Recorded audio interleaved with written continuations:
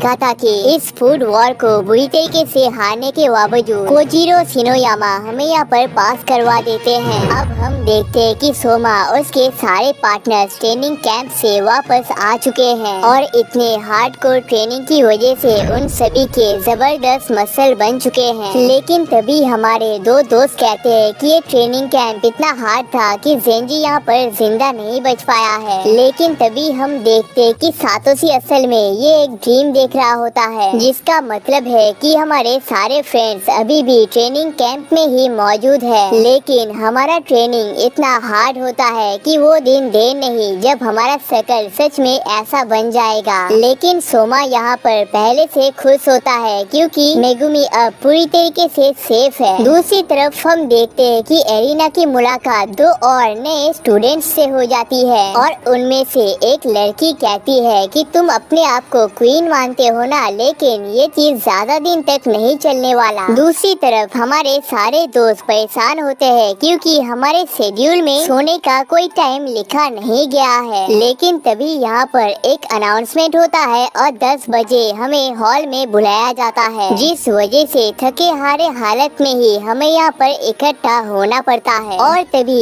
इकोमी और टाकुमी हमारे पास पहुँच जाते हैं और कहते हैं कि तुम्हारा दिमाग खराब वराब है क्या, तुम एक ग्रेजुएट को किस तरीके से चैलेंज कर सकते हो। और हमें पता चलता है कि हमारे इस बैटल का न्यूज सारे स्टूडेंट्स को मिल चुका है और तभी सोमा बताता है कि वो इस मैच को बुरी तरीके से हार चुका है। लेकिन तभी यहाँ पर जिन डोजिमा अनाउंसमेंट स्टार्ट करते हैं, अगले दिन टेस्ट में एक की मदद से हमें सिर्फ एक डिश को बनाना है और ये डिश एक ब्रेकफास्ट होना चाहिए और कल यहाँ पर कई सारे मेहमान भी आने वाले हैं जिन्हें हमें सर्व करना पड़ेगा और उसका टाइम है सुबह के 6 बजे। लेकिन इसे सुनकर सब लोगों का दिमाग खराब होने लगता है क्योंकि ऑलरेडी इतने सारे टेस्ट के दौरान वो सब लोग बहुत ही थक चुके हैं और सुबह के टेस्ट की वजह से उन्हें यहाँ पर सोने का भी मौका नहीं मिलेगा। और तभी सोमा एरिना के पास पहुँच जाता है और कहता है कि याद है तुमने भी मुझे पहली बार एक से ही एक डिश को बनाने के लिए कहा था। लेकिन एरिना कहती है कि हम उसके दोस्त नहीं है और उसके पास टाइम वेस्ट करने का टाइम नहीं है और यहाँ से जाने लगती है। और तभी टाकुमी भी हमारे पास आकर कहता है कि वो अगले दिन अल्टीमेट अल्डेनी स्टाइल ब्रेकफास्ट को बनाने वाला है जो कि बहुत ही बेहतरीन होगा। जिसके बाद यूकी ज़ेंजी को उठाने लगती है और कहती है कि किसी तरीके से उन्हें इस तूफान को पार करना ही पड़ेगा। जिसके बाद सारे स्टूडेंट सुबह के डिश को प्रिपेयर करने लगते हैं और तभी एरिना हिसाको से कहती है कि तुम मेरी असिस्टेंट हो तो तुम्हें भी मेरे लेवल का ही कोई खाना बनाना पड़ेगा। और एरिना ने अपने खाने को भी तैयार कर लिया है और उसका मानना है कि ये खाना सोमा का चकना चूर कर देगा। दूसरी तरफ सोमा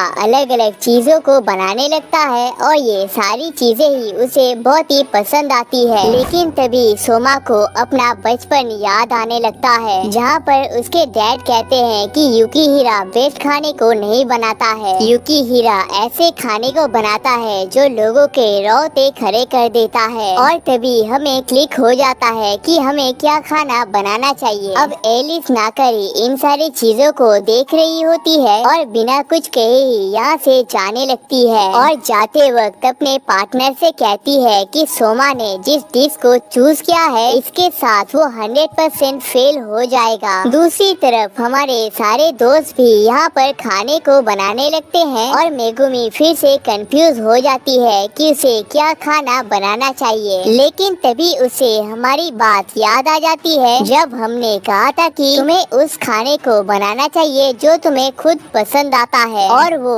समझ जाती है कि उसे क्या खाना बनाना चाहिए। और दूसरी तरफ एल्डेनी भी अपने सीक्रेट डिश को तैयार कर लेता है। अब अगले दिन सारे बच्चे अपने सामानों को तैयार करने लगते हैं और हम देखते हैं कि एरिना को हमारे पास के ही जगह को दिया गया है और हम एरिना को बता देते हैं कि हम यहाँ पर एक के चिफोले को बनाने वाले हैं क्योंकि उसका टेक्सचर बहुत ही यूनिक होता है। लेकिन एरिना कहती है कि अगर फेल होने के बाद तुम्हारा दिमाग खराब हो जाए तो तुम्हें मेरे खाने को टेस्ट करने को मिलेगा। और तभी यहाँ पर कई सारे लोग अपने बच्चे के साथ यहाँ पर आने लगते हैं और 3 अजीब बुढ़े भी आते हैं है जिन्हें ईटरी ग्रुप कहा जाता है। और तभी डोजिमा अनाउंस करते हैं कि यहाँ पर जितने भी लोग मौजूद है वो सभी हमारे इस होटल का गेस्ट हैं और हमें यहाँ पर 2 घंटे का टाइम दिया गया है जिसके अंदर हमें 200 प्लेट्स को सर्व करना पड़ेगा और साथ ही में कुछ शेफ्स को लाया गया है जो चेक करेंगे कि हमारा खाना खाने लायक है भी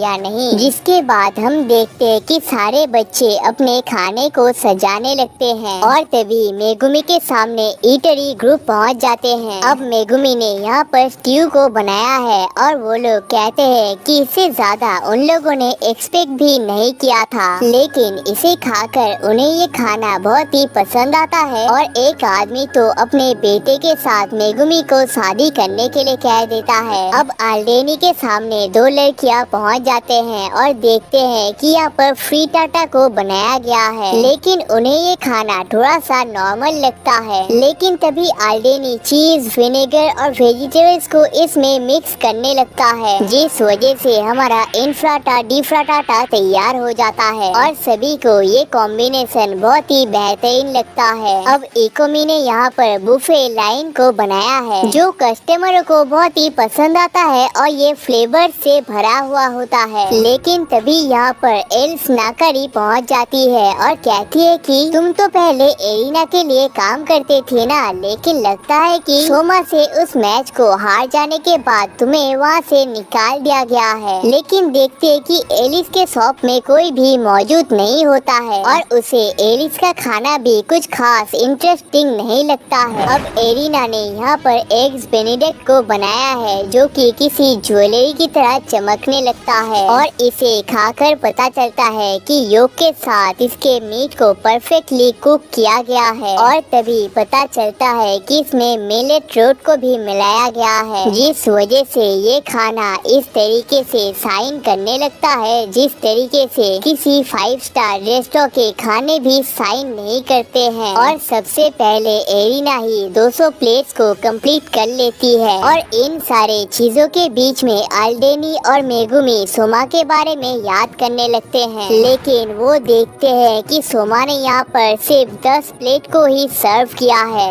अब हमें थोड़े टाइम पहले के सीन को दिखाया जाता है जहाँ पर सोमा खाने को बना रहा होता है, लेकिन थोड़े टाइम बाद ही ये डिशेज यहाँ पर खराब होने लगते हैं और असल में पुराने रेस्टोरेंट में खाने को बनाने के साथ ही उसे सर्व किया जाता था जिस वजह से उसका टेक्सचर अच्छा रहता था। लेकिन थोड़े से लेट होने पर भी हमारा डिश यहाँ पर खराब हो रहा है और एरिना कहती है कि वो इस चीज को पहले ही समझ गई थी, लेकिन उसने सोचा नहीं था कि इतने बेकार ट्रैप में हम फंस जाएंगे। दूसरी तरफ इकोमी बहुत ही गुस्सा होती है क्योंकि कोई भी उसके खाने को नहीं खा रहा है, लेकिन एलिस के पास भीड़ और भी बढ़ने ही लगते हैं जिसका मतलब है कि ये कोई नॉर्मल एग्स तो नहीं हो सकते हैं। तभी एलिस बताती है कि उसने एग के योग को निकालकर इसके अंदर चॉकलेट और मिल्क को डाला है जिस वजह से वो सब इसे पी सकते हैं और दूसरे डिश में मसालों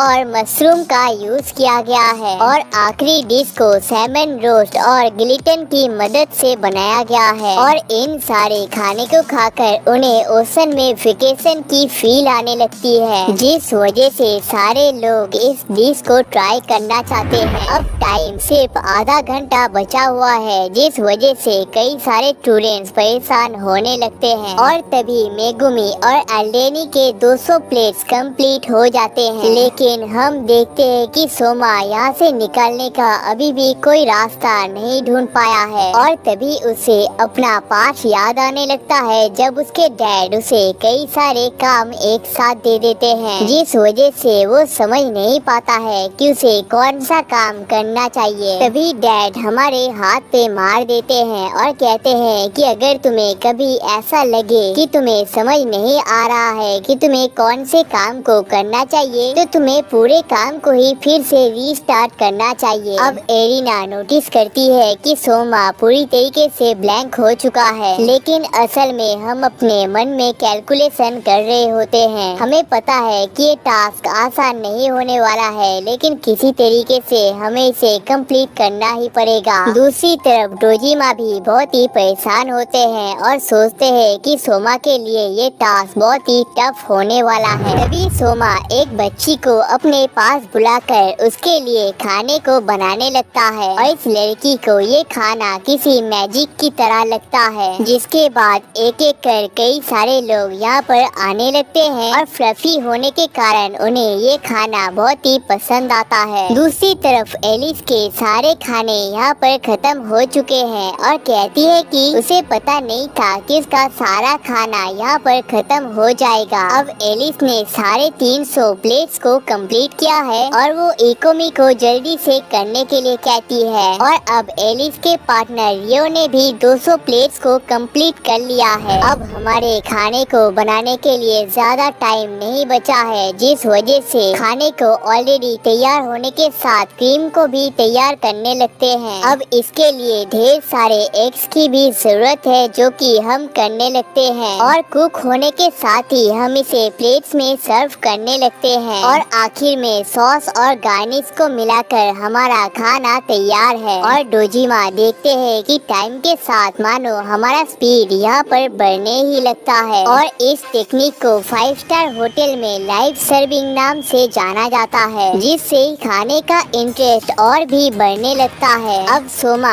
असल में सिर्फ खाने को नहीं बना रहा, वो एक शो को भी परफॉर्म कर रहा है, जिस वजह से उसके कस्टमरों को ये खाना और भी टेस्टी लगने लगता है। अब हमारे सारे दोस्तों के टास्क एक एक करके खत्म होने लगता है और सोमा और भी परेशान हो जाता है क्योंकि यहाँ पर सिर्फ 5 मिनट का ही टाइम बचा हुआ है। लेकिन इस खतरनाक सिचुएशन के बावजूद सोमा 200 प्लेट्स के टारगेट को कंप्लीट कर लेता है। अब इन सारे चीजों को देख सारे जजेस भी इम्प्रेस होने लगते हैं क्योंकि सोमा ने सिर्फ 200 प्लेट्स को कंप्लीट नहीं किया है बल्कि उसने एक डूबते जहाज को बचाया है। लेकिन गजब तो एरिना ने किया है 407 प्लेट्स को सर्व करके। और दूसरे पे एलिस आती है जिसने 350 प्लेट्स को सर्व किया है। जिसके बाद एलिस अपने आप को यहाँ पर इंट्रोड्यूस कर देती है और कहती है कि उसने सोचा नहीं था कि हमसे ये टास्क कंप्लीट हो पाएगा। और तभी रियो यहाँ पर पहुँच जाता है और एलिस बताती है कि वो असल में एरिना की कजिन है और कहती है कि जब वो छोटी थी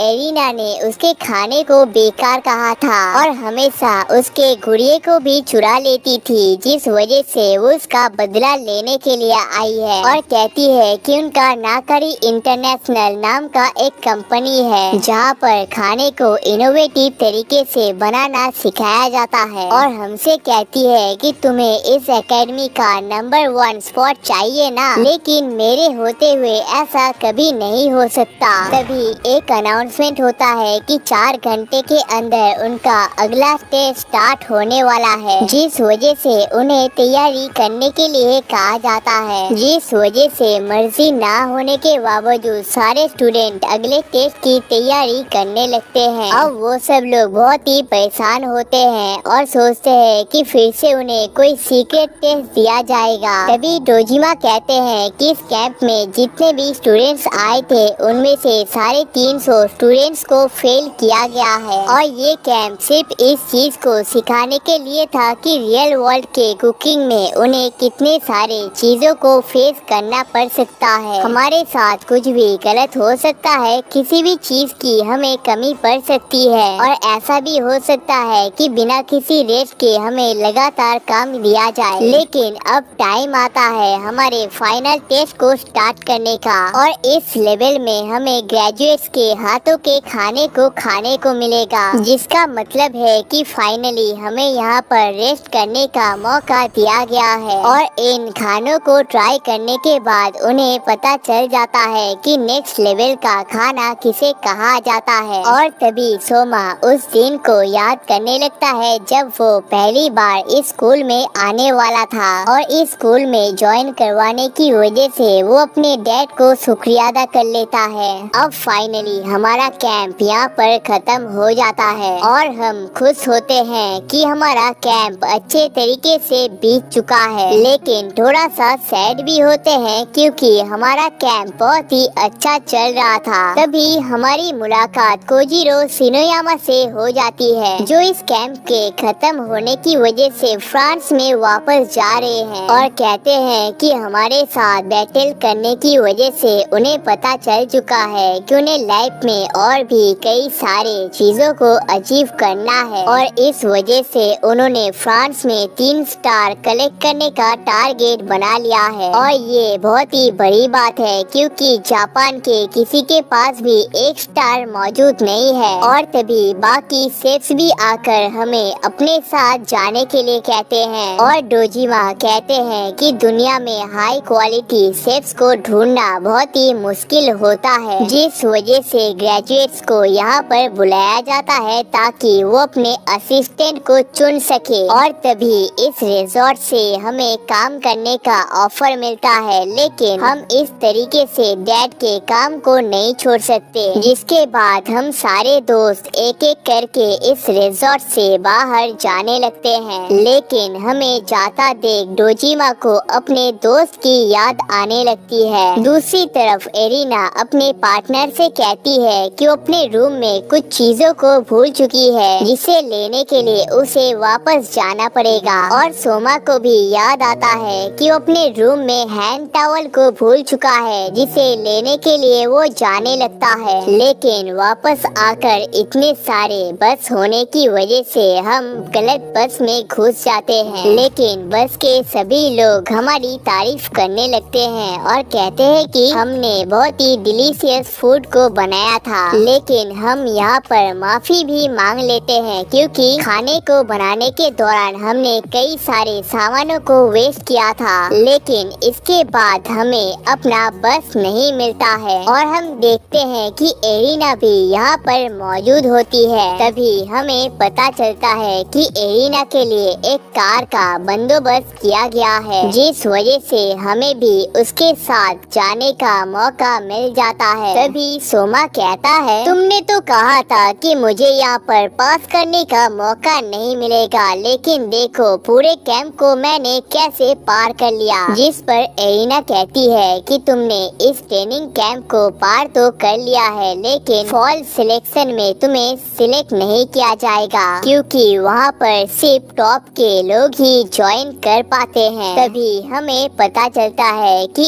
एरिना अपने रूम में एक पिक्चर को लेने के लिए गई थी और ये पिक्चर असल में सोमा के डैड का होता है। दूसरी तरफ डोजिमा को भी पता चल जाता है कि सोमा असल में जोइचिरो का बेटा है, लेकिन सोमा को बहुत ही नींद आ रहा होता है, जिस वजह से वो कार में ही सोने लगता है। दूसरी तरफ हम देखते हैं कि फूमियो घर की साफ सफाई कर रही होती है, लेकिन तभी हमारे डैड वहाँ पर पहुँच जाते हैं और फूमियो कहते हैं कि वापस आने से पहले तुम्हें एक बारी तो बताना चाहिए ना। तभी सोमा अपने फ्रेंड्स के साथ यहाँ पर वापस आ जाता है और फूमियो कहते हैं कि आज हमारे लिए एक सरप्राइज है। और तभी सोमा देखता है कि उसके डैड यहाँ पर खाना बना रहे हैं और तभी फूमियो बताते हैं कि काउंसिल नंबर 10 में से जोइचिरो नंबर 2 पर आते हैं। वो पता चलता है कि जोइचिरो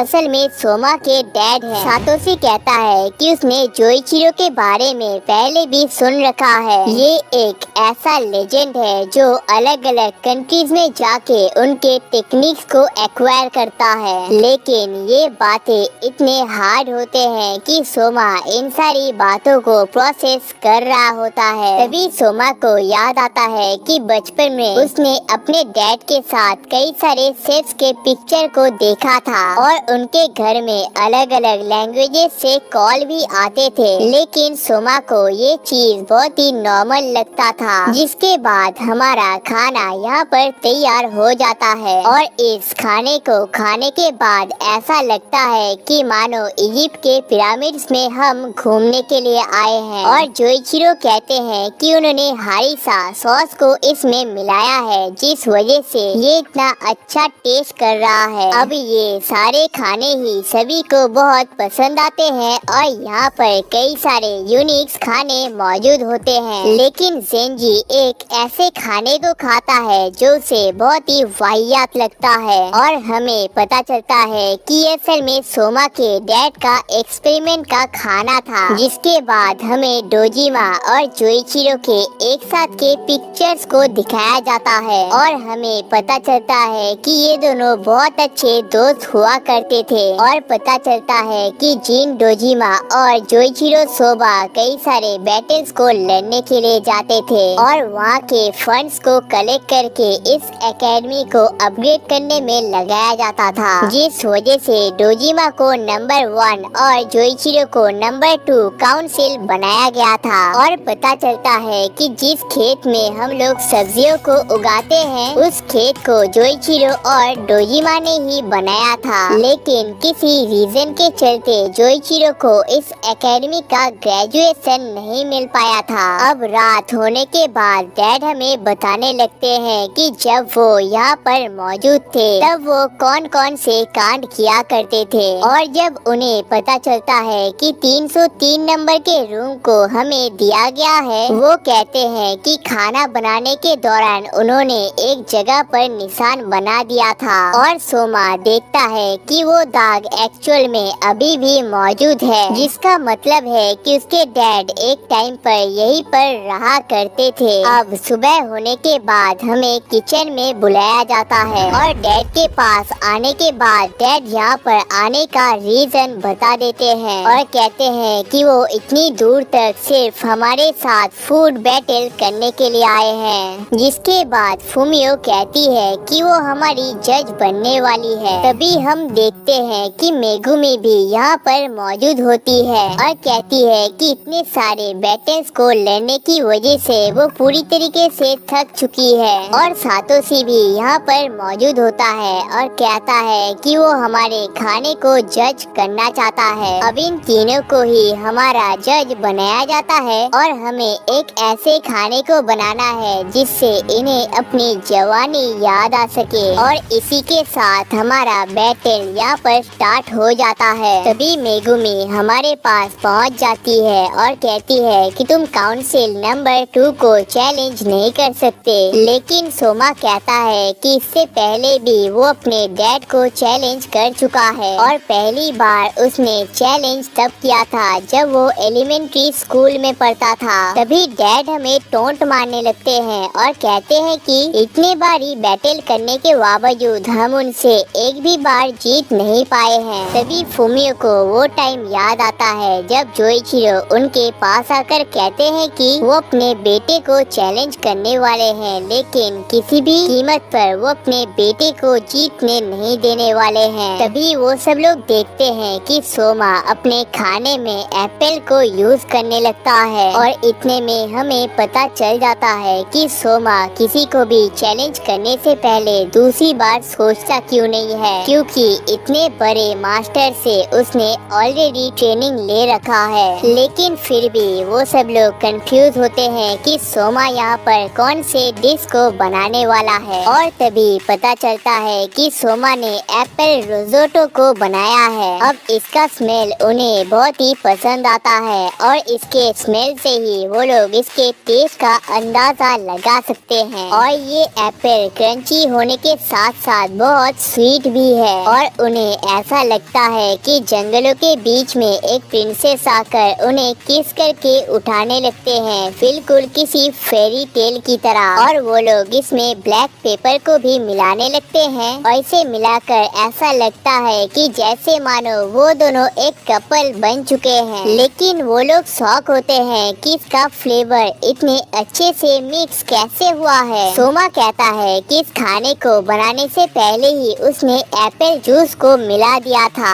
बाद में एप्पल्स को काट कर मिलाने की वजह से एप्पल्स यहाँ पर क्रंची भी है और इसमें एप्पल का टेस्ट भी आ रहा है। अब हमारे सोच की वजह से वो सब लोग बहुत ही इम्प्रेस होते हैं। अब उन्हें हमारा खाना बहुत ही पसंद तो आया है, लेकिन वो सब लोग फील कर पाते हैं कि जोइचिरो का खाना भी नेक्स्ट लेवल का होने वाला है। और तभी सब लोग सोचते हैं कि जोइचिरो ने रात में ही एक बेहतरीन खानों को बनाया था और अभी तो वो फूड बैटल कर रहा है, तो ये खाना उससे भी नेक्स्ट लेवल का होगा। लेकिन तभी हमें पता चलता है कि जोइचिरो ने यहाँ पर रामन को बनाया है, लेकिन ये बहुत ही गलत है क्योंकि इतना सुबह किसी को भारी खाना पसंद नहीं आता है। और तभी फुमियो बहुत ही गुस्सा हो जाते हैं और कहते हैं कि ऑफिशियल फूड वॉर के दौरान भी हमारे डैड एक्सपेरिमेंट के खाने को लेकर पहुंच जाते थे, जिस वजह से हमारे डैड कई सारे फूड वॉर्स को भी हार चुके हैं। लेकिन इन सब के बावजूद जब वो लोग इस खाने को ट्राई करते हैं, उन्हें इसका टेस्ट इतना एक्स्ट्रा ऑर्डिनरी लगता है कि वो लोग इसे खाने से अपने आप को रोक ही नहीं पाते हैं। और ये खाना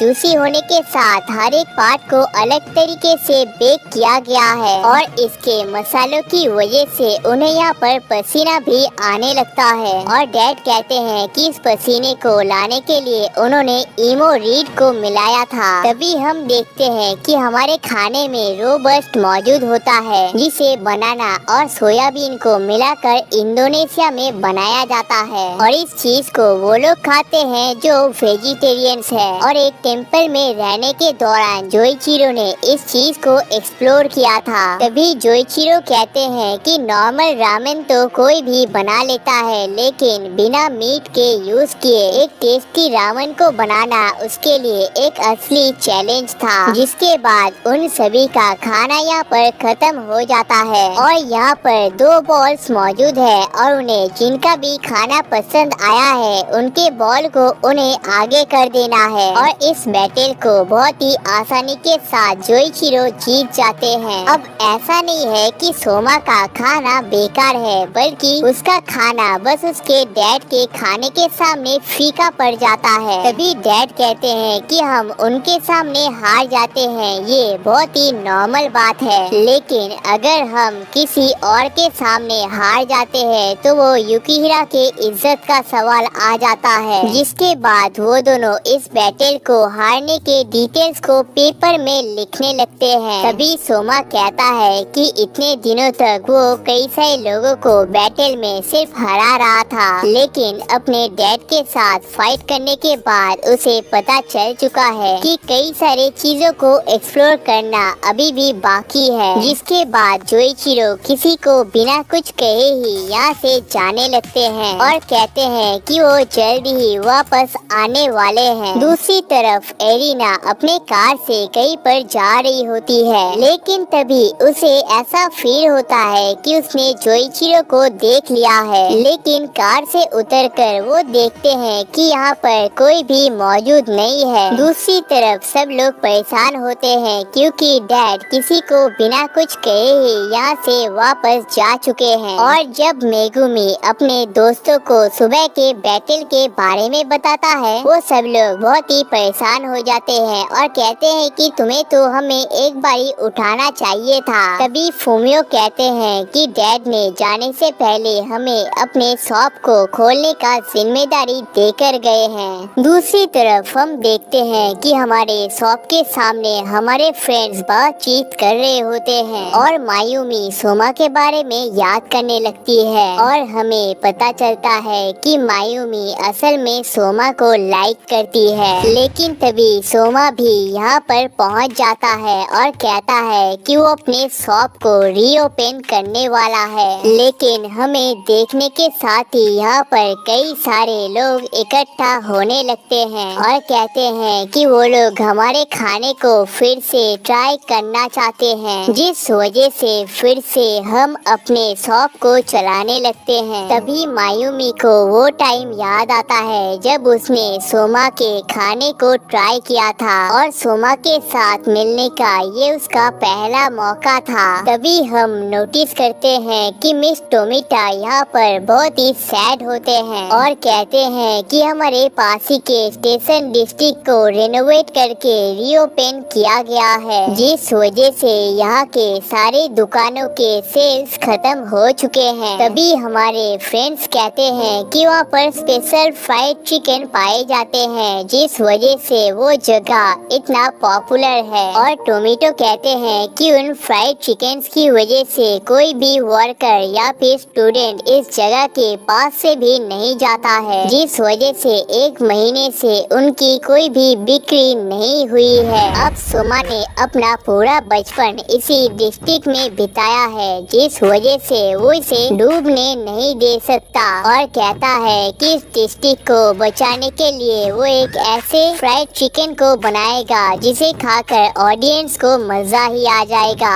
अब मायूमी भी यहाँ पर हमारे साथ काम करना चाहती है, जिस वजह से कगाने कहती है कि हमें यहाँ पर एक फूड टेस्टर भी चाहिए होगा, जिसका काम मायूमी बहुत अच्छे से कर लेती है। जिसके बाद कगाने और मायूमी घर जाने लगते हैं और कगाने कहती है कि सोमा को पटाने का ये तुम्हारे पास बेस्ट मौका है, तो तुम्हें इसे वेस्ट नहीं करना है। दूसरी तरफ सोमा एक ऐसे दोस्त को याद करने लगता है जो शायद यहाँ पर उसकी मदद कर सकता है, और तभी उसे याद आता है कि फ्राइड चिकन को तो मीट मास्टर ही अच्छे से बना सकती है। जिसके बाद हम इकोमी को कॉल कर लेते हैं और बता देते हैं कि हम यहाँ पर एक नए चिकन डिश को बनाने वाले हैं और क्या वो इस काम में हमारी मदद कर सकती है। अब इकोमी बहुत बिजी तो होती है, लेकिन हमारे लिए वो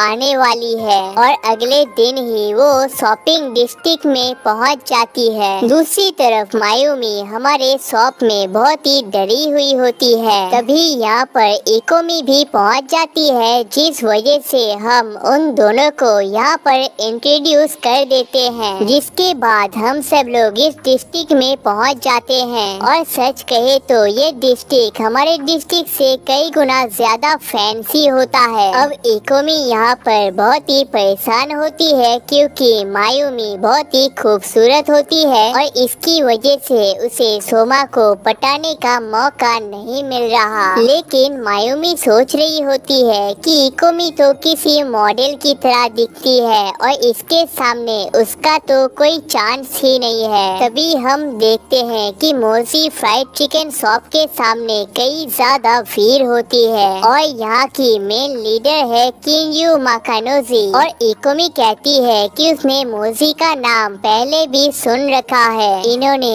all Japan fried chicken championship को लगातार 3 बार जीता है, जिस वजह से ये इतने ज्यादा पॉपुलर हैं और इनका सर्विस भी टॉप नॉच है और जिस पैकेट में सेल करते हैं वो बहुत ही प्रीमियम है, जिस वजह से ये चीज लड़कियों को बहुत पसंद आते हैं। तभी हम देखते हैं कि मिस टोमेटा भी यहाँ पर जासूस के कॉस्ट्यूम में मौजूद होते हैं और वो मोजी के सीक्रेट को जानने के लिए आए हैं। लेकिन किन्यू कहती है कि इस चिकन को ट्राई करने के लिए तुम्हें छुपने की कोई जरूरत नहीं है और हमें ट्राई करने के लिए देती है। ये चिकन बहुत ही डिलीशियस होता है और इसे अच्छे से फ्राई करने के बावजूद इसका अंदर बहुत ही सॉफ्ट होता है। किन्यू कहती है कि वो लोग ओपन फायर और नेचुरल रिसोर्सेज का यूज करते हैं, जिस वजह से ये खाना इतना टेस्टी है, और कहते हैं कि तुम लोग कितनी भी कोशिश क्यों ना कर लो, तुम्हारा डिस्ट्रिक्ट कभी भी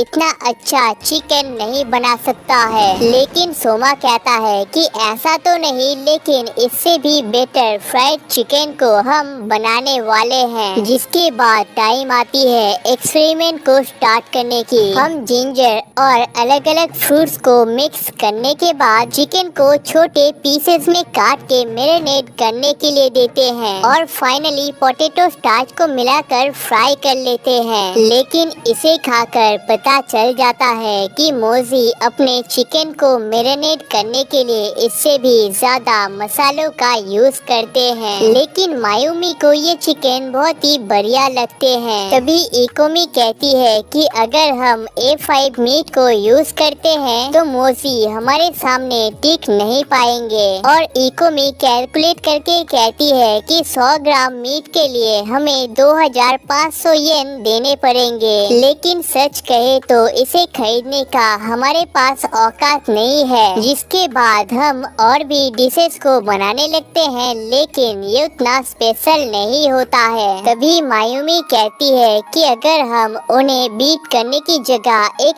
ऐसे डिश को बना दे जिसे वो बना ही नहीं सकते हैं, तो शायद हम यहाँ पर जीत सकते हैं। तभी हम नोटिस करते हैं कि हमारे शॉप के पास से कई सारे स्टूडेंट्स जाने लगते हैं, जिस वजह से हम एक ऐसे डिश को बनाने का प्लान करते हैं जो बच्चों को ज्यादा पसंद आ सके। दूसरी तरफ हम देखते हैं कि किन्यू फोन में किसी के साथ बात कर रही होती है और कहती है कि स्टेशन की लोकेशन की वजह से कस्टमर भर भर के आ रहे हैं और बिजनेस भी अपने टॉप के लेवल पर जा चुका है। लेकिन वो आदमी कहता है कि अगर कोई भी प्रॉब्लम आता है तो हमें नोटिस कर देना, वरना ये बिजनेस जल्दी ही डूब जाएगा। लेकिन इन सारे बातों को सुनकर केन्यू बहुत ही गुस्सा होती है। लेकिन तभी हम देखते हैं कि इस आदमी के पास एरिना नाकारी और सातोशी इचकी भी मौजूद होता है, जिसका मतलब है कि ये बंदा भी काउंसिल टॉप 10 का ही हिस्सा है। तो गाइस, इसे जानने के बाद अब क्या सोमा का टीम केन्यू के शॉप का सामना कर पाएगा?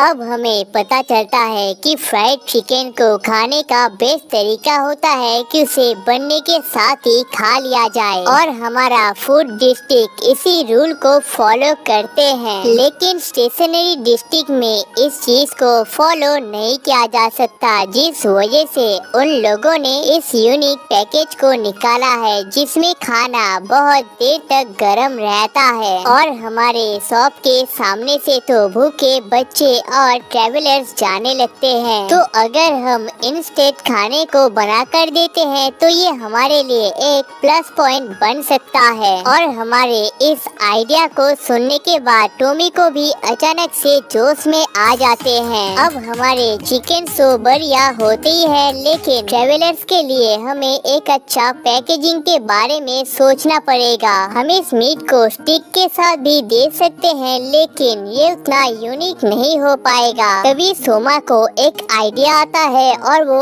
अपने रूम में जाने लगता है। और इसी मौके पर मायूमी इकोमी से सोमा के बारे में पूछने लगती है, लेकिन इकोमी बहुत ही गुस्से में होती है और कहती है कि उस लूजर को मेरे सामने खड़ा होने की भी औकात नहीं है। तभी सोमा यहाँ पर वापस आ जाता है और वो चिकन के थाइस को फ्राई करने का प्लान करता है, क्योंकि ये बहुत ही क्रंची होते हैं। लेकिन इसे बेटर बनाने के लिए हमें और भी मेहनत करना पड़ेगा। तभी टोमी को भी यहाँ पर पहुँच जाते हैं और कहते हैं कि उन्हें वो डिश मिल चुका है जिससे हमारा काम बन जाएगा, और इसका नाम है चिकन ओनिगिरी। लेकिन इकोमी कहती है कि ये डिश तो किसी भी दुकान में भी मिल जाता है। लेकिन इसे देखकर हमें एक आइडिया आ जाता है और हम अपने मास्टर प्लान को तैयार कर लेते हैं। अब हमारा मास्टर प्लान इतना यूनिक है कि इसके लिए हमें कई सारे चीजों की जरूरत है, जिसका बंदोबस्त हमारे सारे दोस्त करने लगते हैं। दूसरी तरफ केन्यू बहुत ही गुस्से में होती है और सोचती है कि उनका बिजनेस तो बहुत ही अच्छे से चल रहा है और जल्दी ही वो इस बिजनेस को और भी फैलाने वाली है, जिसके बाद उस लड़के के साथ वो अपने सारे नातों को तोड़ने वाली है। अब अगले दिन डिनर का टाइम तो हो जाता है, लेकिन कोई भी स्टूडेंट यहाँ पर नहीं आता है। अब ऐसे ही कई दिन बीतने लगते हैं और वो नोटिस करते हैं कि सबके हाथ में एक अजीब तरीके का खाना होता है, और तभी उन्हें पता चलता है कि उनका सेल्स 40% डाउन हो चुका है, जिसका रीजन केन्यू जानना चाहती है, जिस वजह से वो खुद ही शॉपिंग डिस्ट्रिक्ट में पहुंच जाती है। और ये पूरा जगह फ्राइड चिकन के स्मेल से भरा हुआ होता है। दूसरी तरफ हम क्रिस्पी चिकन को सोया सॉस और चिली के साथ मैरिनेट करने के लिए देते हैं, जिसके बाद हम उन्हें एक बार नहीं बल्कि 2 बार अलग अलग तरीके से फ्राई करते हैं। और अब ब्लैक पेपर और चिली सॉस को यूज करने के बाद हर्ब्स के साथ इन्हें पैक कर देते हैं, जिसके बाद हमारा सुमेरियन चिकन रोल यहाँ पर तैयार हो जाता है। और इनका फ्लेवर कॉम्बिनेशन और क्रंचीनेस सभी को बहुत ही पसंद आता है। और इन सारी चीजों को केन्यू यहाँ पर खरी खरी देख रही होती है, और तभी यहाँ पर सोमा पहुँच जाता है और कहता है कि देखो 3 दिन के अंदर ही कैसे तुम्हारे डिस्ट्रिक्ट को हमने बीट कर दिया है, और यहाँ पर कई नए शॉप्स भी खुल चुके हैं जो हमारी तरह ही यूनिक डिशेस को सेल करते हैं, जिसका मतलब है कि हमने यहाँ पर एक ऐसे सिस्टम को क्रिएट कर दिया है जिसे केन्यू का सिस्टम कभी भी कॉपी नहीं कर सकता है। जिसके बाद हम अपने फ्राइड चिकन को भी केन्यू को ट्राई करने के लिए देते हैं। अब हमारे खाने का टेस्ट बेंगचो नाम के एक खाने के डिश की तरह होता है, जो कि फ्लेवर्स को ट्रैप करके रखता है और बहुत हार्ड वर्क करने के बाद ये खाना एकदम बेस्ट ऑप्शन है, जिसे खाने से कोई भी अपने आप को रोक नहीं सकता है। और किसी हारते हुए मैच में आखिरी बॉल पे 6 मारने का जो मजा आता है, इसे खाकर भी वही सेम मजा आने लगता है। अब इस डिस्ट्रिक्ट में हमारा आखिरी दिन है और मायूमी ने